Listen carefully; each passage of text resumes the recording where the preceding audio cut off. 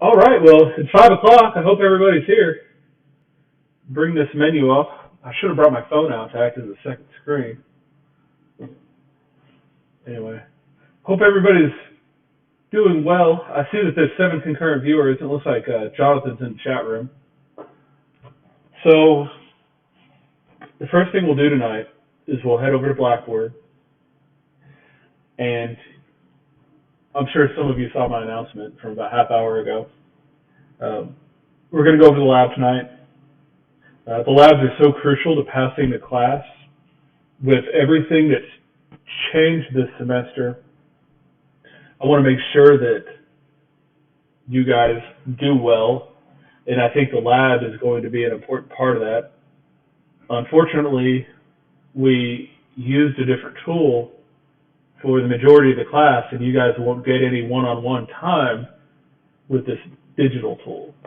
So please ask questions. If you have any issues, please just let me know. Has anybody completed the lab yet?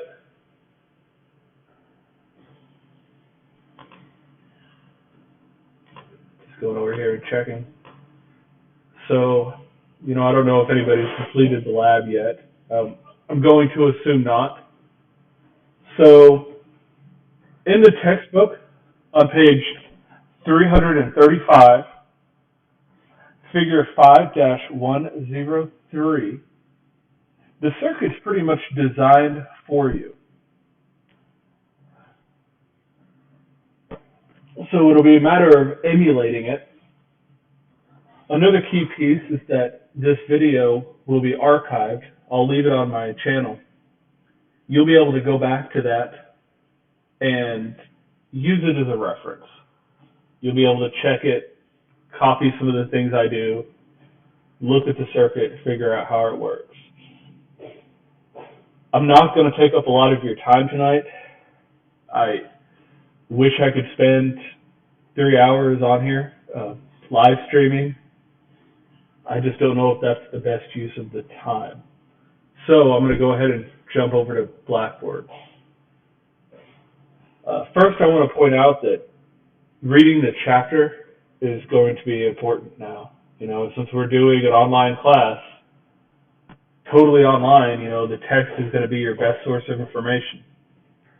And the text is also going to be where every single homework question comes from.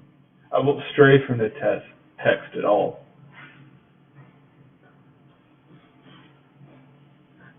So there's no new homework assignments for this week. When we come into class next week, the live stream will specifically be solving the homework from the flip-flop chapter. And I'll take time and I'll do that live with everybody, okay? Let's see. So there will also be a series of videos from the Ben Eater channel. It's just a good channel in general. I think we've watched a video or two of his already in the class. He's got an 8-bit computer that he builds from scratch, and it's an interesting exercise. If it had a textbook with it, it would actually be a really fun use of this class, because truthfully, we could get there. So you'll notice on the Content tab that I've added a new section labeled Videos. When you go into the videos, you'll see flip-flops. If you click on that, it'll take you to your YouTube channel. And you can see it'll be linked under Playlists, Flip-flops. Because these all play off of each other, I recommend that when you go into the playlist, that you do a sort by of the oldest first, because it's kind of necessary to understand some of the simpler components before you get into some of the more complex components. All right. So that's under the Content tab.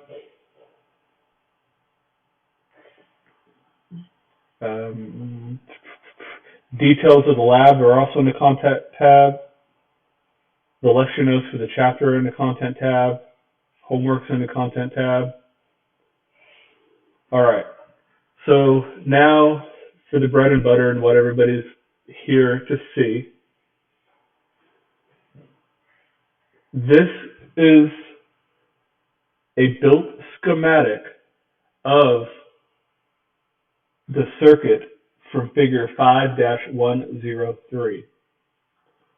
You can see that the beige box has been replaced with a simple push button switch. You can see that I use the simple D-latch type. You'll see that there's another D flip-flop that you can use, and it won't be required for this. It can still work, but you'll have some additional inputs that you'll have to work out. So the way this is going to work is that this works like a pin code.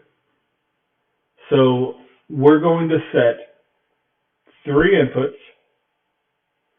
So for example, a password could be 000001.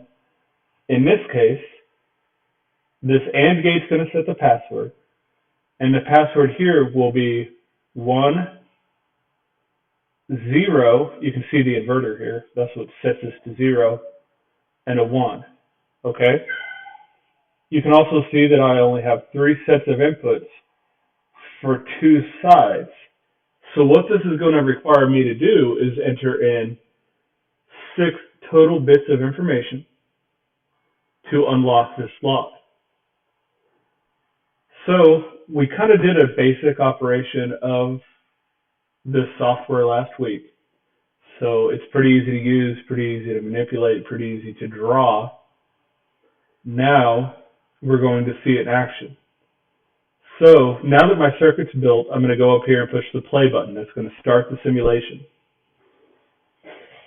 It's somewhat deceptive here. The bright green in this case, as you can see from that little tooltip, is a false, a 0. Okay? You can see when I hover over this light green that it's true, it's a 1. So in this case, my input is 0, 0, 0. So I'm going to satisfy this AND gate, and it's going to be 1, 0, 1. Now you can see the output of this AND gate has gone true. So that is sitting right here on this D latch. In order for me to move the information from the D latch to the output, I need to clock it. So you can see I've clocked it, and now you can see that the Q output is high. So if you follow the Q output, follow my cursor around, you can see that the second side is a 4-input AND gate. Let me go back here and check for questions real fast. Okay. So now I've got a true sitting on this input. What this allows me to do is satisfy the second constraint. You can see in this case it's going to be 0, 1, 0. We'll go ahead and unlock this lock. Now you can see I've got the true on the output of the AND gate. And if I clock it, you can see that the LED lights up.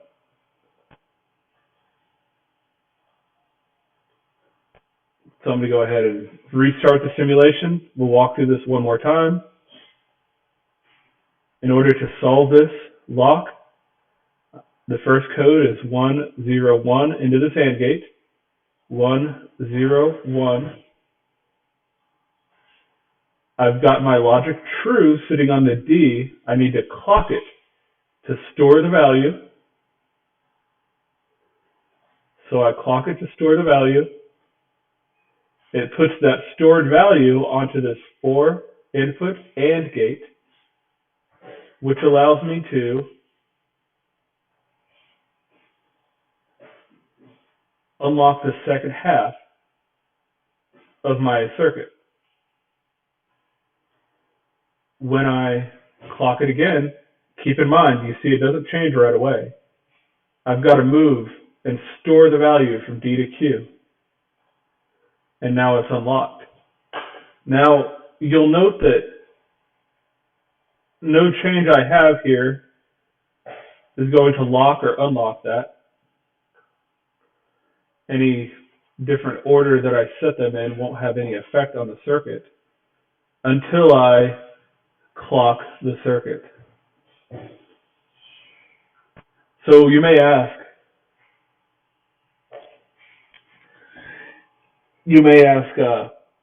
why I need to clock the circuit twice. I'll show you an example of what I mean. Again, to unlock the first gate, the combination is 101. You can see that if I click it once here, it doesn't store the data. But if I click it twice, it does. And that's because this one operates on a falling edge. So just keep that in mind. You'll have to click this momentary push button twice. And just think about how a momentary push button would be. Basically, when I click it once, it's like I'm hitting that button and just holding it down, versus a normal activity where you just hit the button and let go. So I just want to make sure nobody gets caught there. You can see that the Q is stored. So now as long as I have it here, no matter what the input is, it's not changing until I hit this button.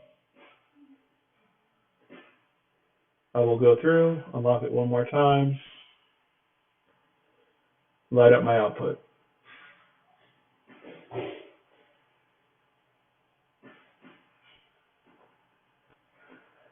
All right, so I see a bunch of people have made it. We're about 12, 13 minutes into this live stream.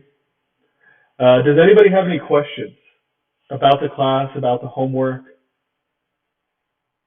about the lab?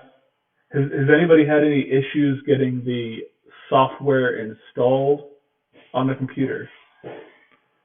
Now's the time to ask.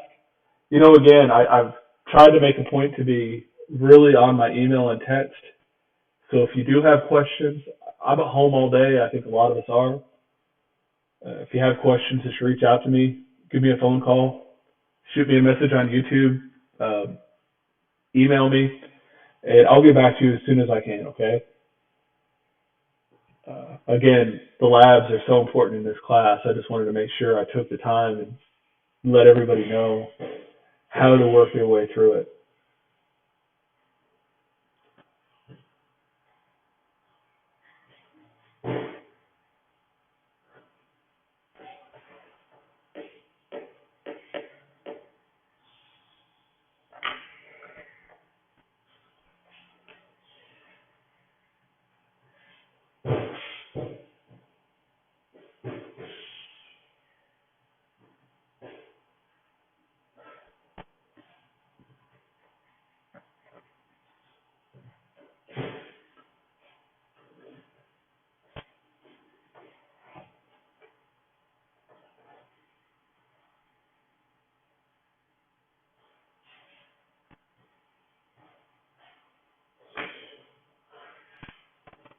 I don't know if anybody's got any issues with the software.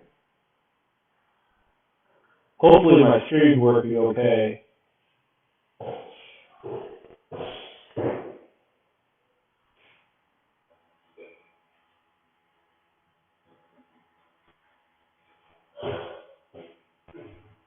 Just real quick so I can nerd out, take up a little bit more of your time.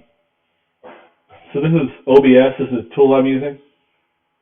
It's free, it's easy to use, it's actually really straightforward.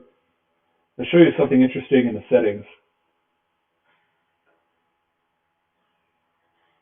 When you go to your output here, you can see that I'm using this FFmpeg VA API. That's actually an open source software that allows me to use my video card to convert the desktop stream or the webcam stream over to an H.264 video. H.264 was the old standard that a lot of people use. Still works really well on YouTube. There's some other codecs that it allows you to use. But anyway, it uses my graphics card, which means my processor doesn't get taxed out. So you can see this is monitoring my actual graphics card. It's an old graphics card. It's a GeForce GT 540M. There's some kind of hardware that NVIDIA puts in their cards called NVEncode. And this card is just a little bit too old. It does not have it. So I'm having to use the VA API instead of NVEncode. You can see that it significantly helps my processor use. It looks like OBS is using 100% of a single core. You can see that I've got a lot going on, but this computer is still about 50% of its total processing power and about half of its total RAM. This is a tool called TOP. Specifically, this is HTOP, and this is called NVTOP or NVIDIA TOP. But anyway, go back here and check the questions one more time.